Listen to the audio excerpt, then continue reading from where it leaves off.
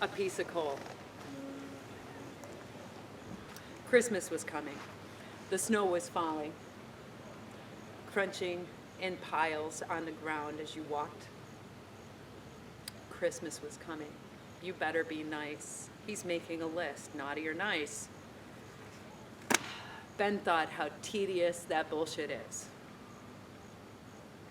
I do the same things every year. I get the same gifts every year. They even put Santa's name on the cheesiest gifts they give me. Ben had a hobby. Ben liked beating on his younger siblings on a regular basis. And his parents, of course, did not like this hobby, and the younger siblings, of course, hated this hobby. But Ben loved it. And Christmas was the time of year where they held it against him, and they really fought hard to get him to behave. And so Ben went out of his way to accommodate them by not putting rocks and ice in the snowballs that his parents saw him throw. He made sure that no one saw him breaking windows this time of year. But they sounded so nice. Didn't stop him. It just slowed him down. And Ben was feeling frustrated because all morning they had been doing a church social and all the kids had got together, and every time he pushed somebody or he stepped on a foot or he took something he wanted, better be nice, better be nice, better be nice, you're gonna go on the naughty list. Been on the naughty list all my life. It hasn't hurt me. I've got great gifts every year because my mom and dad buy them. Ben was one of those brats. And Ben was frustrated because every time he tried to enjoy himself, teasing and getting some other kid to cry, he got reined in all morning. And so this afternoon, his parents had let the kids out to go sledding out back on the hill. And so they would climb the hill, crunching in the snow to get to the top, he and his 3 younger siblings. And they get all the way to the top, and they sit on the sled, and you feel that icy cold under their butt, and they'd go sliding down. And the other kids were having a great time, but it wasn't fun for him because, well, no one was crying yet. And so as his sister came down, he had a great plan. He grabbed a tree branch and swung it, and he caught her right in the chest. And she coughed, and she threw up, and she cried, and she laid there cuddling her belly. And he laughed, and the other kids, the youngest 2, went running home screaming, Mom and Dad. But of course, Sister would deny it because she knew he'd beat her worse afterwards. And everyone knows that the youngest 2 always make stuff up. And so as he stood there, he laughed, watching her get up and run off, crunching snow and tears trailing behind her. And he went down to the creek to wash the blood off his hands with icy water because he had managed to cut himself on the branch. He was holding it so hard when he caught her a good one. And when he reached over to pick his gloves up from the bank, there was a piece of coal sitting on the gloves. And he looked at it. It was in the shape of some sort of devil or something. It had horns and a nasty face, and it was really detailed for a piece of coal. Trying to think out who could have put it there, because his siblings were gone. I was looking at the water. My sister could have circled back. He didn't even bother looking for footprints in the snow. If she figured out how to circle back, she was smart enough to figure out how to do it so he wouldn't find out. And so on his way home, he kept throwing it up in the air and thinking of what to do with this because he wasn't going to fall for her trick. He wasn't going to get intimidated by something like this. So on his way home, he took his slingshot and he shot it at a window. And it was coal, so it burst apart instead of breaking the window. But it did leave a mess of coal dust. So at least that was something. But when he got home and as he was getting ready for bed that night, he pulled his blankets back, and right in the bed was a piece of coal. And it wasn't just any piece of coal, it was the same piece of coal. The carving was the same down to the details. The horns were even the same, but it burst. Somebody's playing a trick on me. Gotta be my sister. So he took it and he threw it in the fireplace and he watched it burn with satisfaction and he went to bed. Gave it no thought through the night He was restless, and he woke up several times thinking he heard someone in his room. But in the morning, when he woke up and heard his mother shouting, breakfast was ready, hurry up, hurry up, he got up, and next to his bed on the table, the piece of coal was back, still perfectly carved, and it was right there. And he thought, my sister is a shit. She's gonna pay for this. I know it's her. I had to have heard her. That's what woke me up. And that morning he took that piece of coal and he threw it out in a pond thinking, see how many different ways I can get rid of this thing. He watched it sink. A little while later he went to get some money out of his pouch to buy some candy, and there was the coal. That day, he threw that piece of coal away 7 times, and 7 times it came back, and that night, going to bed, he found it on his pillow again. And in the morning when he woke, it was on the bedstand again, but this time, his face was black with soot. And his family laughed because he didn't know when he got to breakfast that he looked so ridiculous. And he was fuming and enraged in the bathroom as he washed it off, crying, embarrassed. Perhaps it was the one time in his life where he might have understood what his siblings felt like, had he taken a moment to consider. But instead, he was plotting how to get his sister back because he knew it had to be her. She was smart. So that day, he was nice to her. And now Nice Brother had never happened before, unless a trick was coming. But sometimes Nice Brother was worth taking a risk to play with. And Nice Brother said that the pond down the road was frozen over. They could go ice skating. Mom and Dad said it was okay. Are you sure? Are you sure? Dad always says we have to take him with us to check the thickness before we go out on it. No, Dad checked it yesterday while we were sledding. He told me so last night. We're okay, we can go, and we can ice skate. It's good.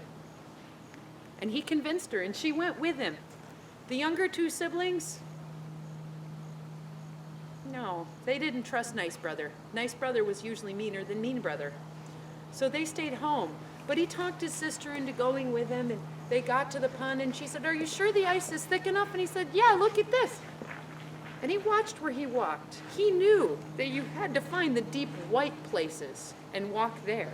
That you couldn't walk on the places that looked like glass or that looked colored, because that's where the ice is thin.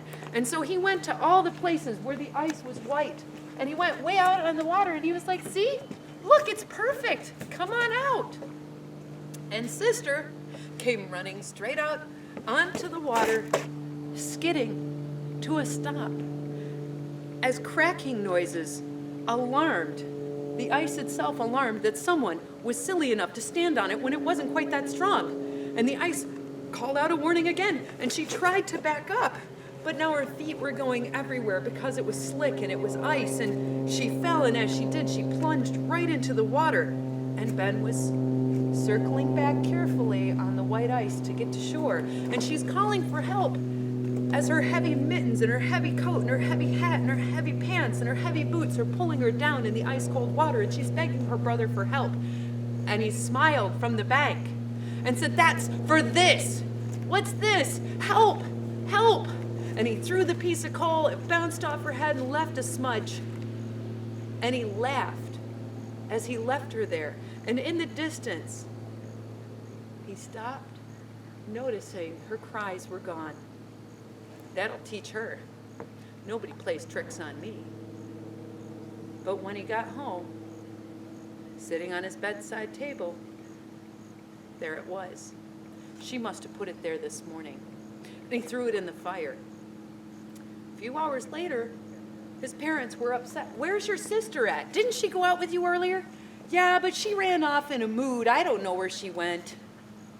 She wanted to ice skate on the pond, and I told her that we had to get Dad's permission first, so I came home. I don't know where she is.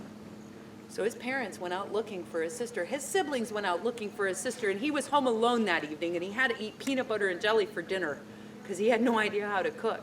And he was there by himself as they were out shouting and looking for her with lamps in the dark. And there he was at home, alone. And a blizzard came in and the snow began to fall and it was really quiet, and it got quieter as he sat there alone feeding the fire when he felt something that hadn't been there a moment before under where he was sitting on the chair. And when he shifted, it was that damn piece of coal again, and he threw it in the fire.